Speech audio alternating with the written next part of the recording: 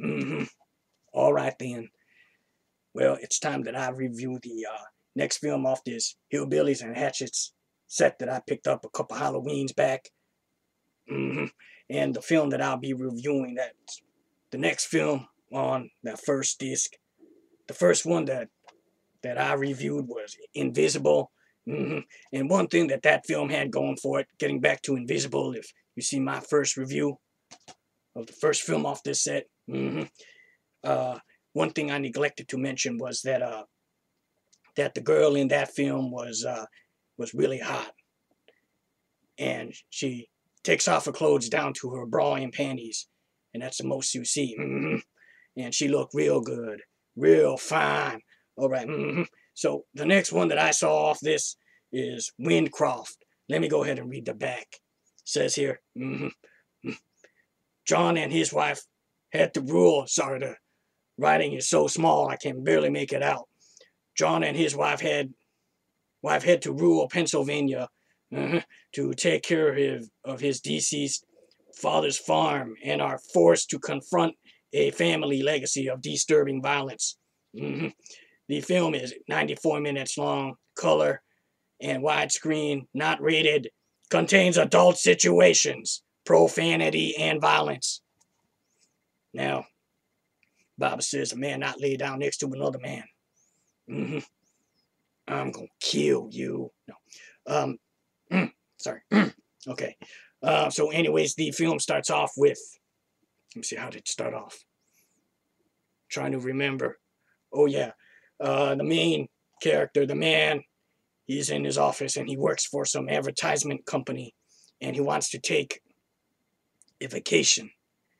So then he goes and tells his secretary that he's going on vacation. And he goes home and tells his wife that he wants to go, just like what the back says, to go to the farmhouse called Windcroft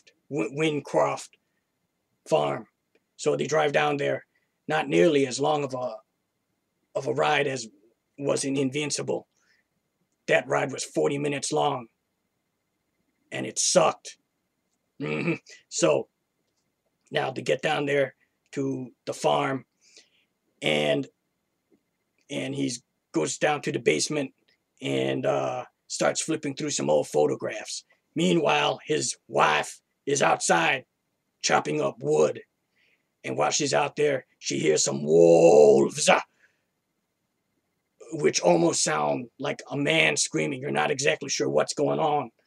So then he goes back into the house, and they start talking a bit. And, just the typical things that couples do. And meets up with an old,